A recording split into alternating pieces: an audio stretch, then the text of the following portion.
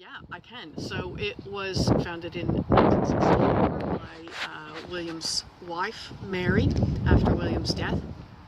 And William had always had in mind, it's a quote that I always use, and I'm afraid I'm going to have to actually read it because it's not something I remember off the top of my head, but it's one of my absolute top thing I think about all the time, where William says, "I've always had in mind the creation of a sound, practical enterprise, preserving what is best in our country way of life, and based on sound, practical farming, as all country life must be." And I think that's really pivotal. It sits at the top of our business plan. It sits at the top of my reports to our trustees.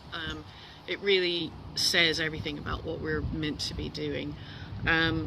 So along the way, the William Scott Abbot Trust has had a few variations on what it was. It started life very much as a practical training space, so students would come in and genuinely have hands-on practical experience learning how to be proper agri farmers, really working the land.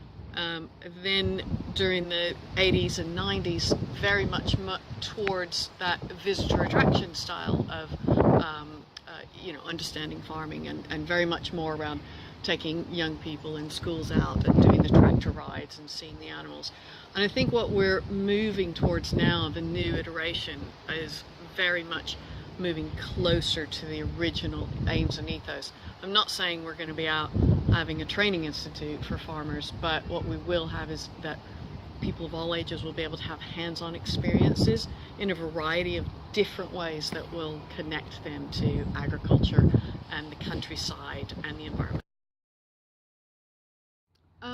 Because I think at this point in society, people are beginning to really make a connection between what goes into their body and their actual health. I think that in the past, when we've had those spikes in interest in getting back to nature and the whole kind of good life sort of thing, I think that's been around people's lifestyle.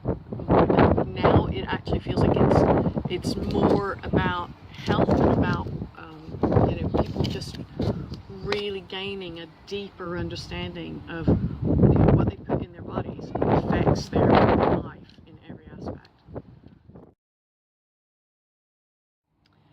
I am so excited about where we're going with the William Scott Abbot Trust, and that refocus on education and really getting back to the Trust's original ethos and aims and objectives, and that's something that really attracted me to this role in the first place, and it's something that the trustees and I talk about frequently, and just being able to share that deeper understanding and connection between food and forestry and farming and fiber with a whole new generation of young people, but adults as well.